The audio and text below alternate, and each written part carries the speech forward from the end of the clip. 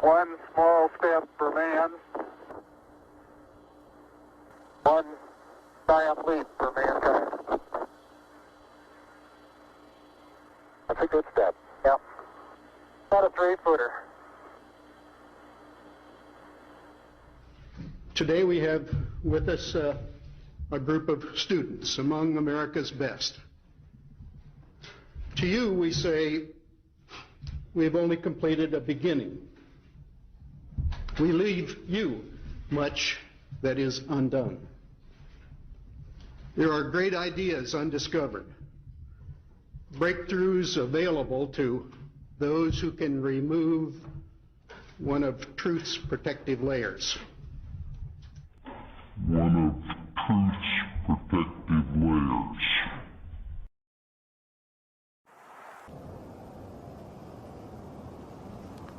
You are about to embark on a one-way journey to the greatest lie ever told.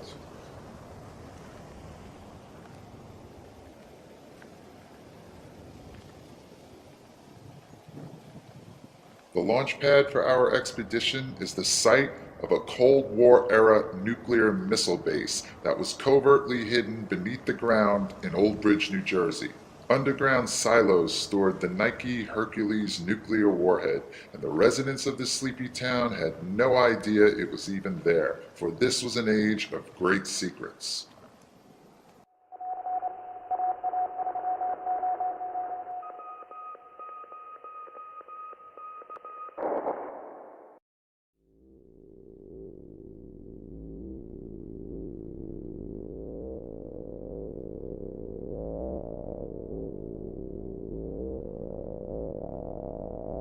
We are looking at a phenomenon now called colored banding, and I've taken this all from Apollo 16 footage.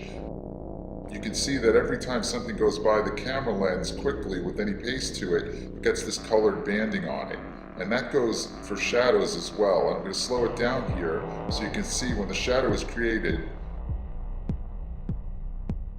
the colored banding happens, and that's a freeze frame of the color banding around the shadow. This is Station 2, Apollo 16, and just get a perspective for how far the astronaut on the right is.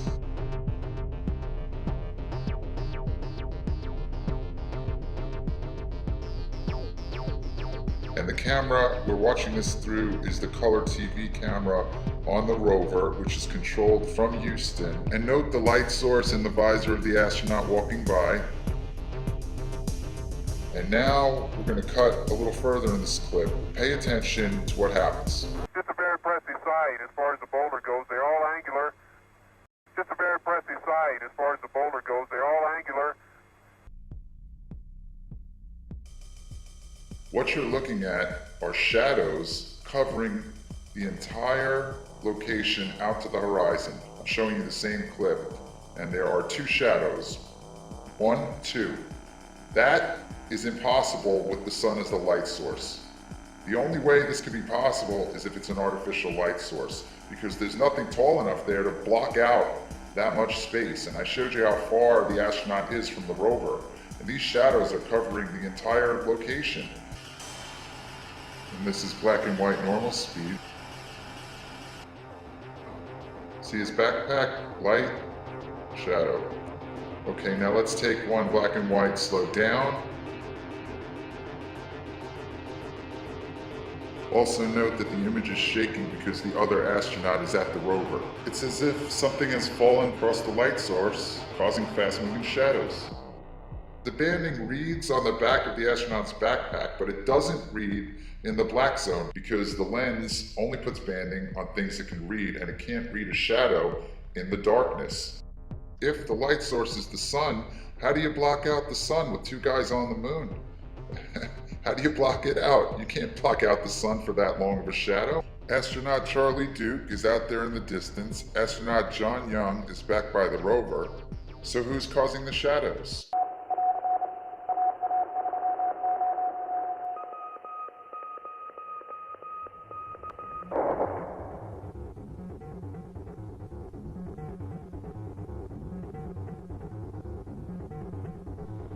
This is a diagram of the MESA table, which sits on the lunar surface in front of the lunar module. At the bottom, that rectangular bag is called the equipment transfer bag, and that is the thing we are going to be paying attention to in this clip.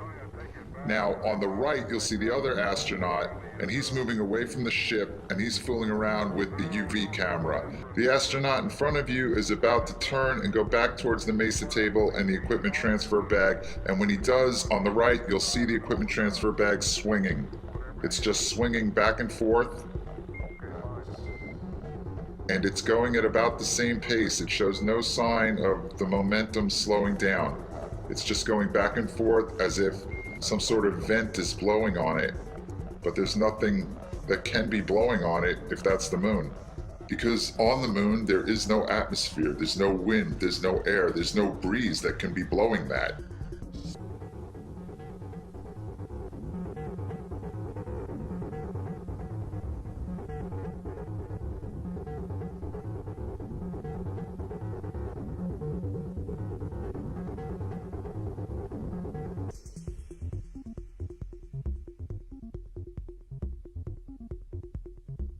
This clip is from the closeout of EVA-1, Apollo 16, and the next clip is from the closeout of EVA-3, also Apollo 16.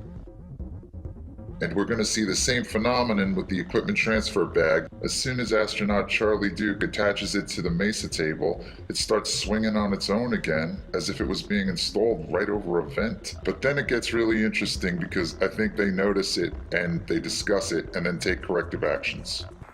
Hey, John? Yeah? Take a look. No. Okay, Charlie, you should have,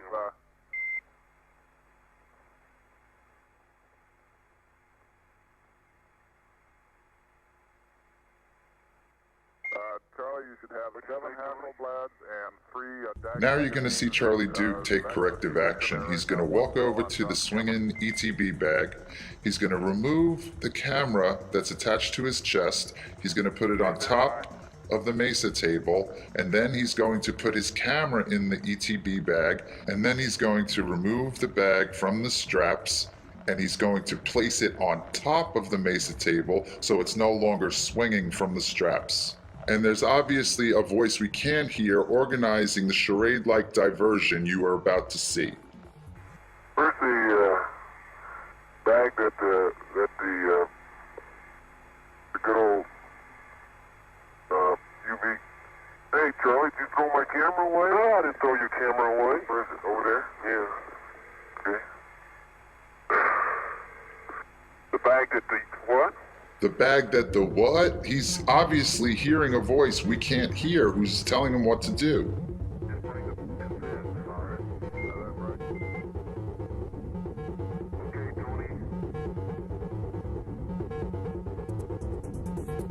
This is just a really strange scene. Now watch as he walks away. You'll see he no longer has the camera. You can't have any wind or breeze or ventilation on the moon. But this thing is like a perpetual motion machine. And this is how they corrected that motion, by taking it off the straps and putting it on top of the table.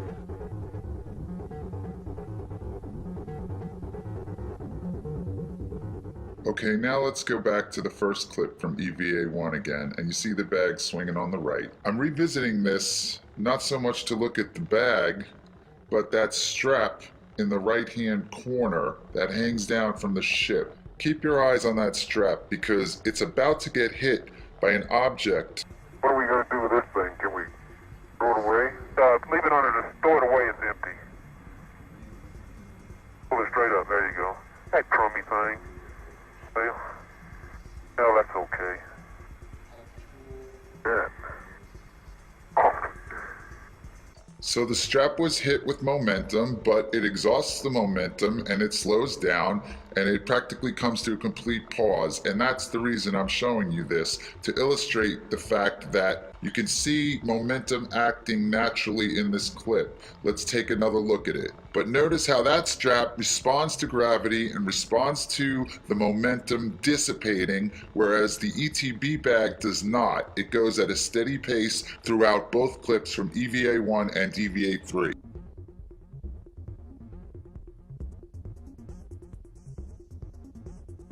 The logical question that comes to mind is whether some mechanism on the ship, some motorized mechanism, vibration, or exhaust is somehow blowing the bag, and the answer is no. The bag hangs from the Mesa table. The Mesa table is simply a table that holds supplies and equipment for the extravehicular activity. The bag, as you can see, just hangs down from the table. And as we take a look at the Apollo 16 summary at nasa.gov, quote, because the LM had remained in lunar orbit 6 hours longer than planned, the LM was powered down to conserve electrical power. So that rules out the possibility that the bag is swinging from any kind of vibration caused from the power of the ship. Everything they put in the ETB is supposed to go back to the ship for transfer to Earth, and the 70mm Hasselblad camera is not on that list. Furthermore, it is common knowledge, also listed in the lunar surface procedures, that the 70mm Hasselblad cameras were left on the moon.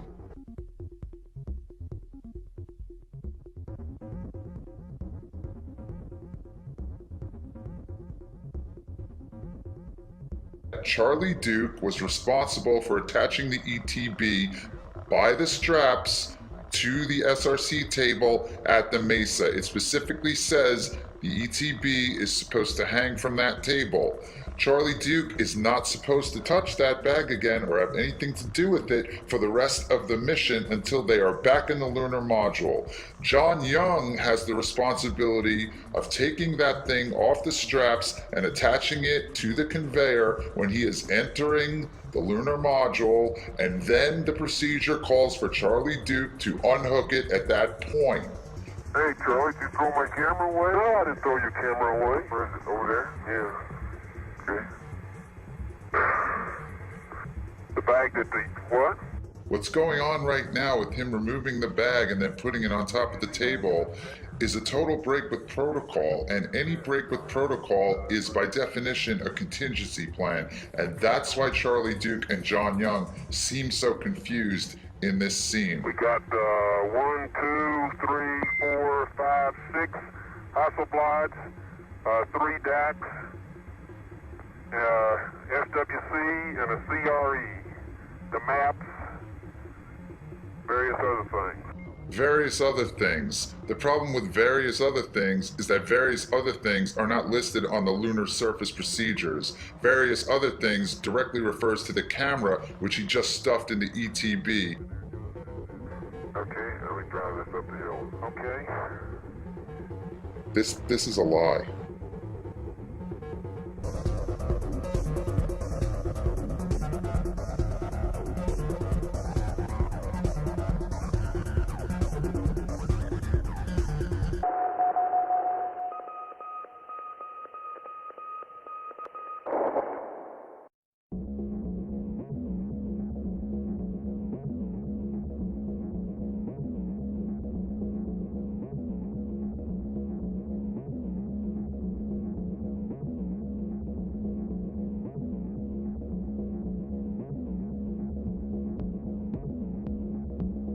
You are looking at a series of photos taken from EVA-3 of Apollo 16. Every photo in this magazine is completely ruined by these smudges you see.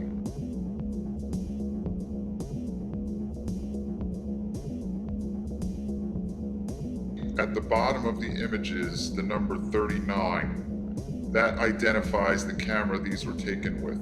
There were 2 cameras used for 70mm shots during Apollo 16, number 39 and number 33. Those numbers are etched on the resu plate, which is a glass plate that faces the film. It's in between the lens and the film, and it has these crosshairs on it, and it also has the identification number on the bottom of the resu plate. All of the damaged photographs were taken with number 39. 162 photos on magazine 116E, and there are some other damaged photographs with this exact same pattern on magazine 114B.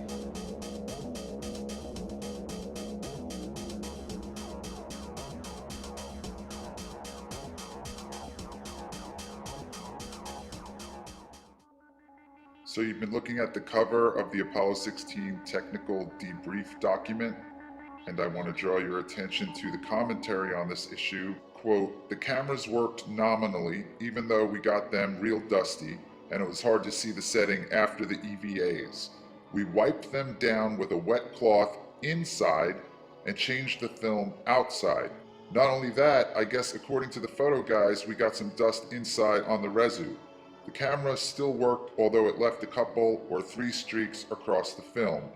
Notice what John Young says about the photo guys. This raises an important point. We'll digress for a second to discuss one of the main defenses that people make to show or argue that we had to have gone to the moon. And they often say that there would have been so many people involved in the conspiracy it would have been impossible to keep it quiet. The only people who would have known about the hoax would have been those on a need-to-know basis, and that would have been very few people. You have your astronauts, you have the people filming everything and building the locations, and you have the people authorizing it, and that's it. Everybody else would have been doing their one task in the line and sequence of events that they were responsible for. And this segues into another defense made by people who believe we went to the moon, and that is, why didn't NASA have them do things over after they made mistakes? And the reason for that is that this was live, and not everybody was in on it. And those hundreds of people you see at Mission Control, they're not in on it. You got the surgeons, they're monitoring the heart rate. You have the data guys, they're monitoring whatever is coming in on their feed. And everybody is looking at a live event, and all over the world, people are monitoring a live event. So there were no do-overs.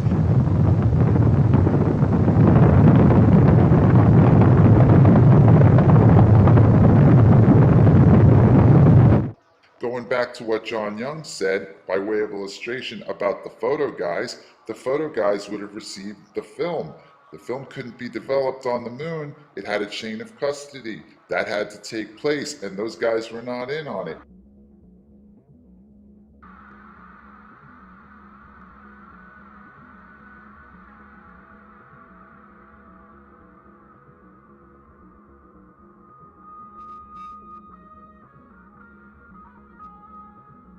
Now this is the cover of Apollo 16 mission report, and let's go to the equipment section.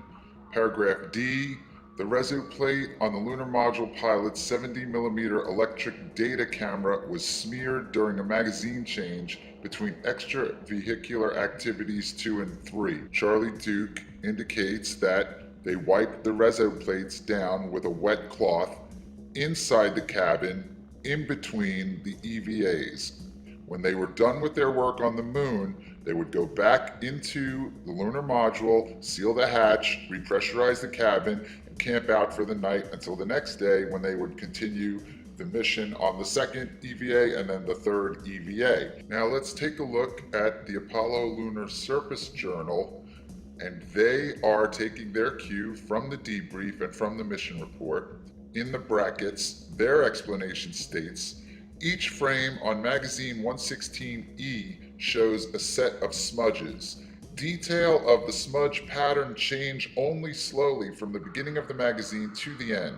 The smudges are undoubtedly the result of contact of a dust-laden, damp cloth with the residue plate in John's camera."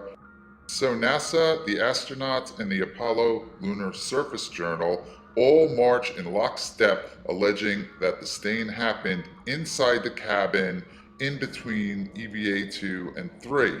This is because the surface of the moon is a near vacuum, and all moisture and liquid would boil immediately in the vacuum of space. And indeed, this entire story is a complete fiction. It's a fraud and it's a lie, and NASA knows absolutely with 100% certainty exactly when that smudging happened, and it did not happen in between EVA-2 and EVA-3 inside the cabin of the lunar module. It did not happen then. Furthermore, the Apollo Lunar Surface Journal is absolutely wrong in its assertion that this smudging happened as the result of contact with a damp, dust-laden cloth. And what you see is the familiar splash pattern of a spill. Something was spilled on the camera.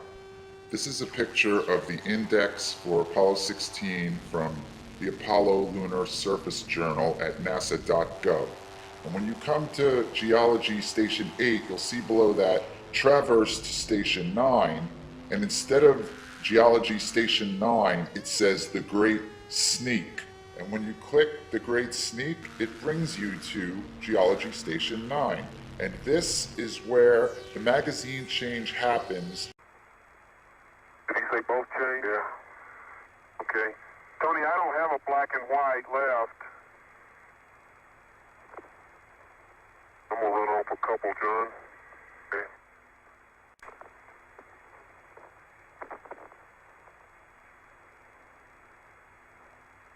I'm out. 3 frames to go and I'm out. Okay.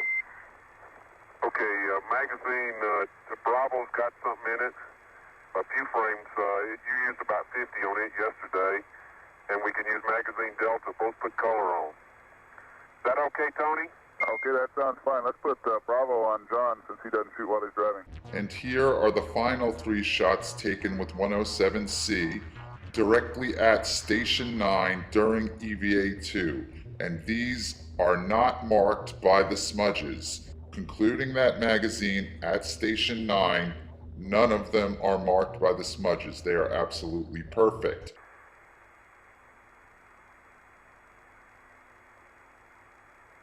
Which one, Charlie? Delta for me and Bravo for you. Bravo. Right in the corner there. Sit dark. The image you are looking at now was the very last picture taken before that magazine change at Station 9 where they are now. This is 107-17583, and as you can see, there are no smudges on it. The very next picture taken with that camera is after the swap of magazines, and this is now 114-18444. And that photo was on magazine 114B. On the left, we have 18444, the very first image taken with the smudges. And you can see the pattern is clear, the dust has not grabbed to it yet. On the right is 18577, and this one was taken the next day during EVA-3. Compare the 2 stains. The streaks are the same. These are the same exact patterns. The orange juice dried, and it's stained in the same way. The streaks match. See the first long streak on the left, and then look to the right image, and that same long streak is there, and it becomes obvious that this is a spill pattern of orange juice spilled on the glass that persisted over 2 days. Every single photograph taken with camera 39 up until this moment at Station 9 during EVA-2 was absolutely perfect, and every single photograph taken with that camera from this moment on will be absolutely smudged. If the astronauts had wiped the cameras down with a damp cloth inside the cabin later that evening, we would not see the stain pattern the next day during EVA-3. And this is the moment that it happens. John Young drops his sample bags, and Charlie Duke comes over to help him reattach them to his camera, and John Young asks Charlie Duke to check his lens, and since we know that the very next picture snapped with that camera will have the familiar stain pattern on it, John Young's concern with his lens leads us to another possibility that the stain pattern is on the lens and not the res-out plate. Dropped your bags again, John. Yeah, tape came off, Charlie. Oh, that thing did come off, didn't it? Yeah. Okay, let me come around and help you put it on.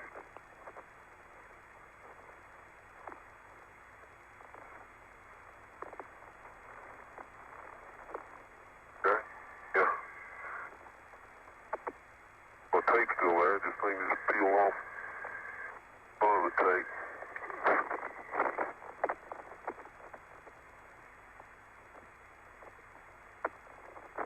Oh, boy, only happens in training. You got it. That's my lens. Turn into the sun. Okay, but you're free. It's okay. We'll even see that. So what has just happened to cause this stain pattern to emerge? The answer is orange juice. It has been well documented that the astronauts had a problem with the suction straws inside their helmets that allowed them to take sips of orange juice. The straws would accidentally squirt orange juice all over them and into their helmets, and this was a big problem on the mission. And the orange juice actually seeped into the neck ring, and it appears obvious now that the orange juice leaked through the neck ring at Station 9 and caused the camera to be stained. And that is direct evidence that they could not possibly be on the moon, because if orange juice could leak through the helmet lock, then the helmet lock was not properly sealed to protect the astronauts from the vacuum of space. And this is because the helmet and the neck ring, in order to be airtight, must also have been watertight, because water molecules are bigger than air molecules. So if water escaped, then oxygen also escaped, and the suit would not have been pressurized, and in that case, the astronauts would be dead.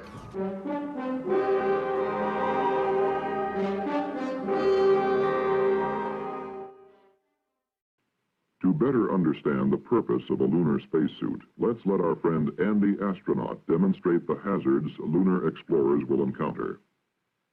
If Andy were to step out on the surface of the moon without a spacesuit, this is what would happen. In the near vacuum of space, the gases within his body would immediately expand.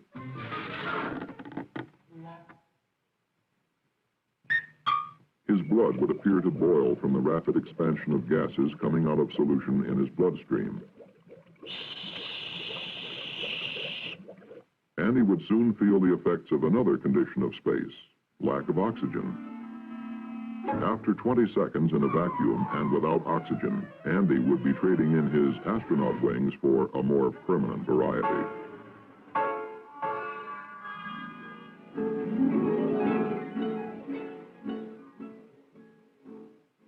Okay, now let's go back to the Apollo 16 technical air-to-ground voice transcription. Charlie Duke says, "Okay, Houston, do you read us? Over." "Yeah, we read you fine, Charlie." And then Charlie Duke says, "Okay, we had one heck of a time getting our helmets off.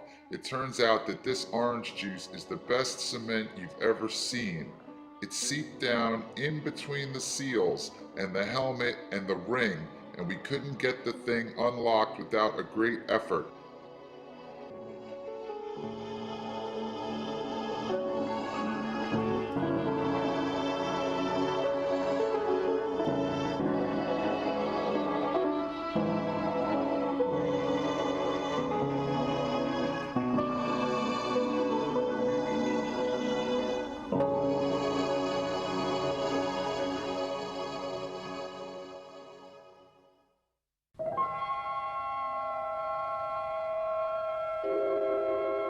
Christmas, 1968, when man first cut the silver cord of Earth's gravity to orbit the moon.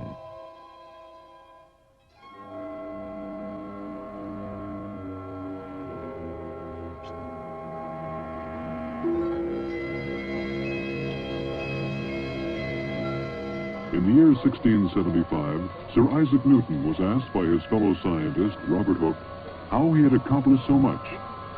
"If I have seen further," Newton wrote, "it is by standing on the shoulders of giants." First stage propellant tanks have been pressurized. The engines will build up to a thrust of 7.6 million pounds. T-minus 30 seconds. We have a cutoff.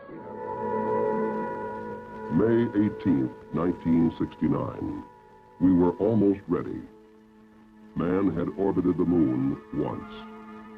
Man had test-flown the lunar module, the lunar landing craft, in Earth orbit once. But before we would commit men to a lunar landing, there were still a number of things to be worked out. This was the mission of Apollo 10. In the words of its commander, Tom Stafford, to sort out all the unknowns and pave the way for a lunar landing.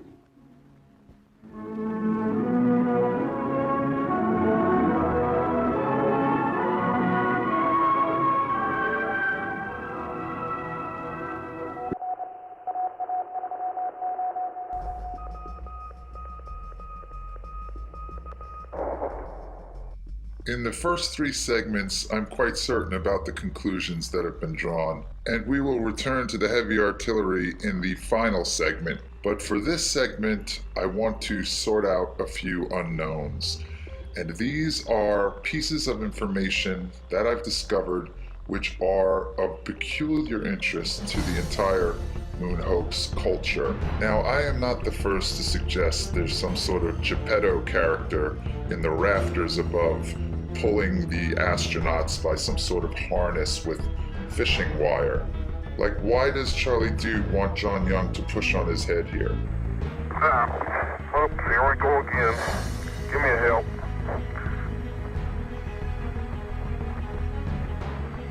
There you go. Okay, just push, start pushing on my head. Give me a hand. Okay, here we go. So he pushes down on his head and his feet seem to levitate backwards. Now check this out. They appear to be jumping about 5 feet in the air. We were going to do a bunch of exercise that we had made up as the Lunar Olympics. Show you what a guy could do on the moon with a backpack on. But for a 380-pound guy, that's pretty good. They threw that out. Yeah, jump flat-footed, straight in the air. 300, about 4 feet. Wow. Charlie, that ain't any fun, is it? That ain't very smart. Okay, I don't claim to have found the wires, but I do think I found the attachment to the wires. This is the OPS, Oxygen Purge System. The arrows are pointing at those little bars there. Those bars were originally designed to carry a bag on them, but the only mission they actually used the bag was Apollo 12. And here you can see the strap from the bag attaches to the top of the backpack on that bar. And even though they didn't use that bar for anything else on later missions, the bar remained part of the equipment. What is not part of the equipment and has never been spotted before, as far as my research has revealed, is that there are little tiny rings that hang out of that bar compartment. And I could only spot these in this one clip from Apollo 16 at Station 5. But in this clip, you can see them quite clearly, and you can see them dangling, and you can see the shadow that they make. And there is no official explanation for those rings. And this in a mission that has been analyzed to the nines. No technical manual, no internet discussion, no mission report mentions these rings. And if there were wires carrying the astronauts around and making them do all these herky-jerky moments and jump up in the air 5 feet straight and lope around the so-called lunar surface, then the wires were attached to these little rings.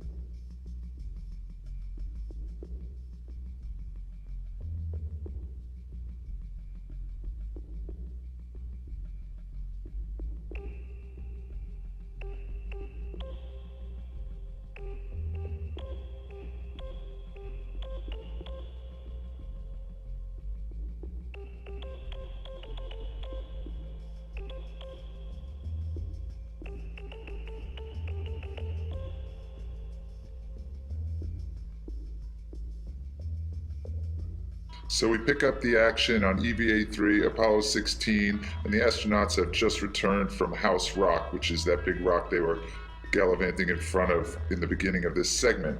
Charlie Duke is switching magazines in the 16mm movie camera, which is at the top right of the screen. He's turning it now. Watch his visor, because I believe you are going to see an artificial light source flicker on and off very quickly. At first you will see the light travel up his uniform, and then it will flash on in his visor, and then it will flash off. Boom, there it goes. Now, NASA's official position is that there were no artificial lights used on the surface of the moon. The astronauts were issued flashlights, but they were only used inside the ships. Here is a picture of the actual flashlight used by John Young during this mission.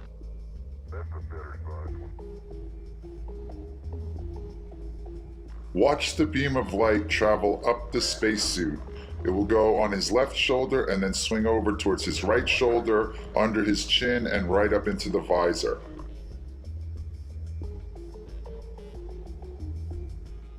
There, you just saw it again, and now we're going to watch in slow motion.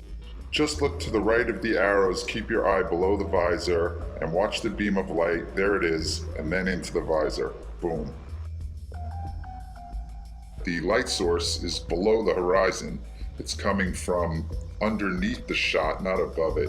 It's not the sun. It's an artificial light. The light flashes on beneath the rest of the scenery. In every other shot, you see the sun must be at the top of the visor. On the left, the light source is below the scenery, and on the right, it's at the top of the visor where it is in every other shot. To my eye, it looks like a hidden flashlight in the fingers of the glove. In the Gemini missions, that was actually something they did have, but in the Apollo missions, they did not have, according to the official record, finger lights. And the big question here is why he would need a flashlight if that were in fact the blinding sun behind him. The official flashlights were 5¼ inches long, and here's a picture of Charlie Duke playing with one on board. That flashlight was clearly not in his hand in the previous clip. I thought that thing hadn't run, Tony, but the little ball had just stuck. Whew. Okay, understand. Oh, God. What was it? I love that guy in the background going, what just happened? Now I want to take a look at a photo we've already seen before, and this is from Station 9 at the infamous magazine change. And look at John Young's left leg. It appears there is a slit in his pants, and a pen light is shining fluorescently right out of it.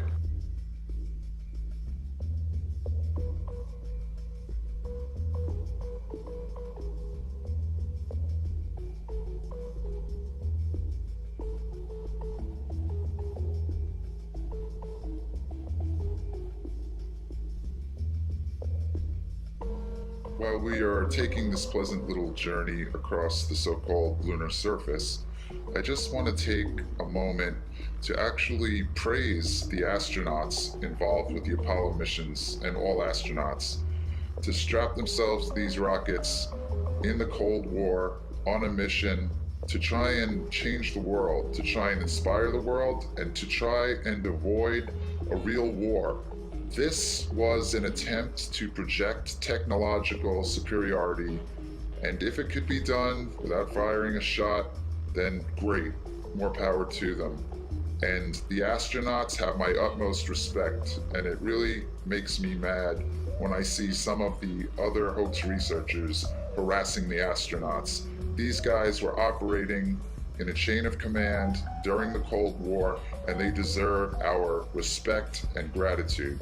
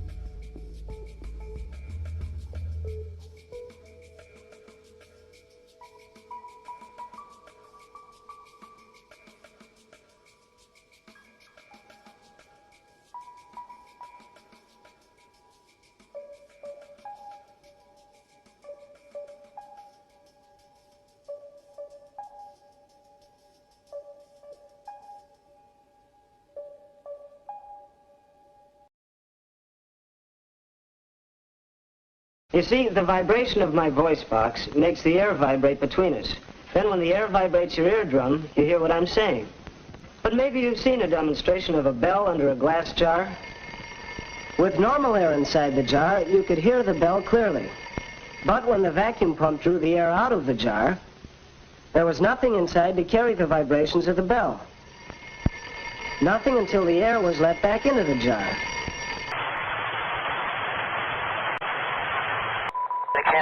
Your photo numbers. And this is clear tube number 2. Okay, you're almost driving without a hammer. But if you hand it to me on the end of the second, I'm going to take a couple more shots of this before we leave. Get all in, I get the pictures. Alright? Try it in real easy, Houston. The sounds in space, it's odd to have a hammer or a metal tool and bang it against something and hear absolutely nothing. You can, sound won't travel in a vacuum, so there you are outside and you could be hitting something, no sound at all. In space, since there's no atmosphere, there's no air, if you bang on something when you're doing your spacewalk, you will not be able to hear that. And this leads us to the dilemma of our final segment. All modern astronauts, such as Piers Sellers and Mike Massimino, claim to hear absolutely nothing when they're out on the International Space Station in the vacuum, banging away with metal tools and objects, whereas during the Apollo missions, all kinds of sounds have been recorded that should not be possible if they are on the moon in the vacuum of space. This is Mission Control Houston. We want to welcome you to NASA Television's live coverage from the International Space Station Flight Control Room as we get ready for another spacewalk by the crew of Expedition. Okay, copy. Notice the complete silence during this modern EVA at the International Space Station. If the astronauts aren't speaking, you hear dead silence. And I show the arm is safe. Copy, thank you. Good. The major difference between the Apollo missions and modern spacewalks, such as you just saw at the International Space Station, is that when the astronauts are working on the space station out in space in a true vacuum, when they are not transmitting directly through their mics with their voices, you hear dead silence. In the Apollo missions, you can hear all kinds of sounds. The sound of 2 very hard hammer blows transmitted through Dave's gloves into the suit and to his microphone can be heard between his grunts. And we return to the Apollo Lunar Surface Journal, which more and more begins to look like damage control and misdirection. And here is what they have to say about the Apollo 17 hammering. The last paragraph there at the bottom. What seems likely is that when Gene hits the rock, the hammer rebounds against the palm of the pressurized glove, creating a sound wave in the suit loud enough to be picked up by the microphone at Gene's lips. In brief, the suit acts like a drum. But the suit never acts like a drum at the International Space Station, where we are about to watch an astronaut use a power tool. All right, buddy, we're going to stop at 20 turns. Understand we have a go? A-firm. All right, here it comes.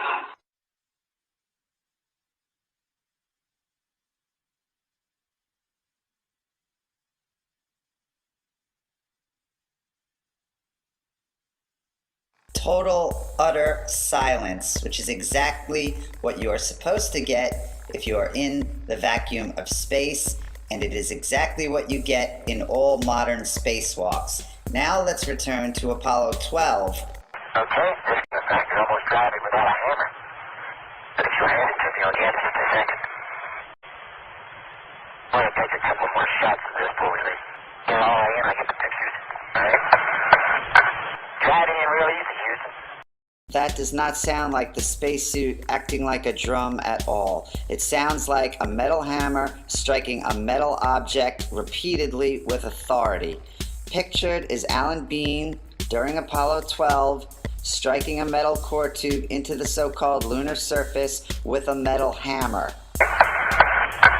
This is an interview with Apollo astronauts Alan Bean and Pete Conrad done by the Apollo Lunar Surface Journal. They are once again taking the position that the sound is coming through the hand and transmitting into the microphones in the helmet. Alan Bean says, "I would have said it wasn't possible." And Pete Conrad responds, "The other guy can't hear it." If the sound is coming through Alan Bean's microphone, then like his voice, it must be transmitted directly into the headset of Pete Conrad, so his statement makes no sense. Alan Bean's statement makes a lot of sense, since it would not have been possible in a vacuum. When Bean says, "I would have said it wasn't possible," he has science on his side. And he also has NASA on his side, at least up until August 19th, 2011. And this brings us to the most important graphic in the film.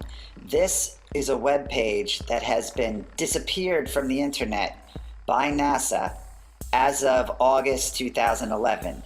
It was at nasa.gov, running concurrently with the Apollo Lunar Surface Journal between 2009 and September 2011. However, this page, which was created for children, you can see the banner at the top, Lunar Science for Kids. This page directly contradicts the assertions made in the Apollo Lunar Surface Journal concerning the hammering sounds in Apollo 12, 15, and 17. This page talks about the science involved with sound on the moon, and it does so correctly. And that is why NASA has disappeared it from the web. The contradiction between the journal and this page was brought up in the very popular Moon Zoo forum, and that is where I first became aware of the situation. Reader Tom128 pointed out the contradiction between the site for children and the journal, and I went looking for the site for children and could not find it. I then went to my favorite research tool, the Wayback Machine at archive.org, and I was able to find an old version of the page that NASA did not clean up. And whenever I see information go missing from the web, it always starts me thinking, and this was the genesis of the film. At that moment, I became a NASA moon hoax researcher. You've seen the image on the right of the graphic before. That is Alan Bean hammering a core tube during Apollo 12, and this is the sound of such hammering. The graphic is problematic for NASA because of the contradiction to the journal, and the graphic is correct science. And I quote, "Sound needs something to travel through to get from one place to another. On the moon, since there is no air, sound cannot travel above the surface. So, there are no sounds on the surface of the moon. When the Apollo astronauts were out on the moon's surface, they could only talk to each other and to mission control by using the radios in their air-filled helmets. Even when the astronaut in the photo to the right hit a metal tube into the ground with a hammer, no sound was made."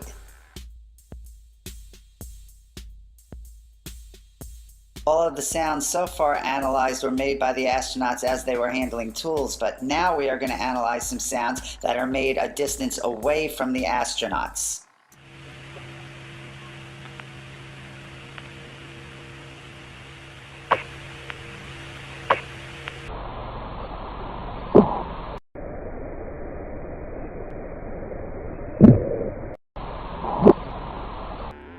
So what you just saw appears to be a smoking gun.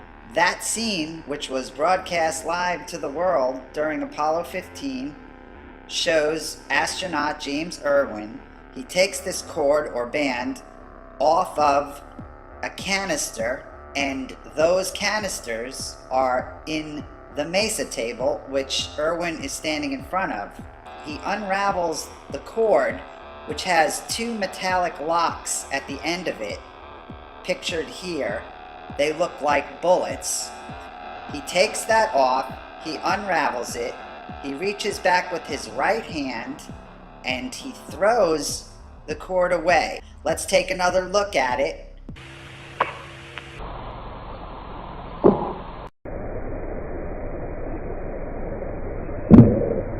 So the argument has been made for the hammering that the sound is coming through the glove and it's miraculously getting into the microphones. But we don't have to deal with that argument because James Irwin releases the object and it hits the ship and he's not touching it, and that sound is picked up by the microphone inside the astronaut's helmet.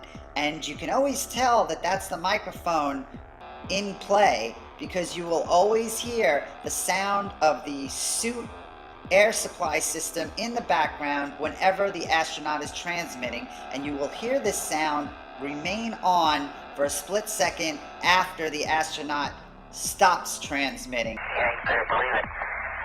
You ain't better believe it.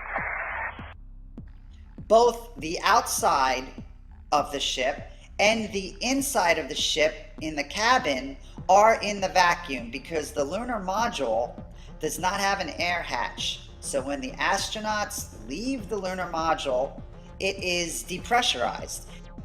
Microphones in the lunar module plug into the audio centers. The only voice possibilities are through the use of the headsets. They took off with 6 microphones, 3 Snoopy caps. Each astronaut also had a lightweight headset at launch.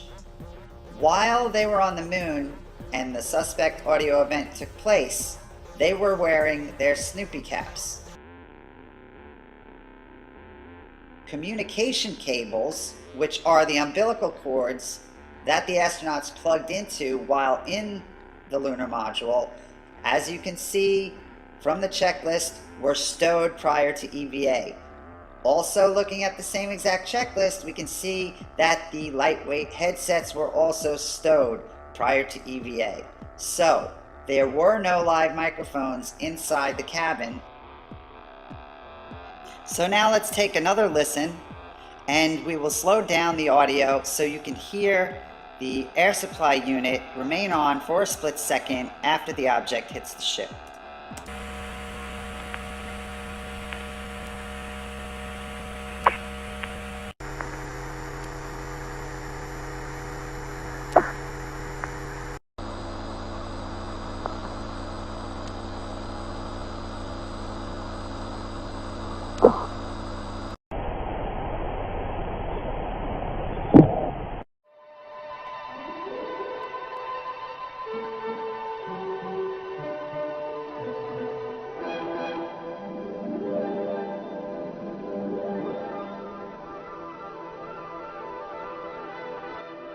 I don't believe man has landed on the moon, but the film does not prove that either way. What I believe this film proves is that aspects of the broadcasts were fraudulent. However, I think this is one of the greatest works of art ever created, if not the single greatest work of art ever made. It was a way of fighting a war without violence, a way of fighting a war, the Cold War, with art, and the people responsible for it ought to step forward and get their due. And if there are restrictions on this knowledge or the truth, they ought to be released, because as the decades go on, the truth will become more and more clear, and the charade will become more and more exposed. I have only analyzed about 20% of the footage, and I hope that we do see the architects of this incredible work of art come forward.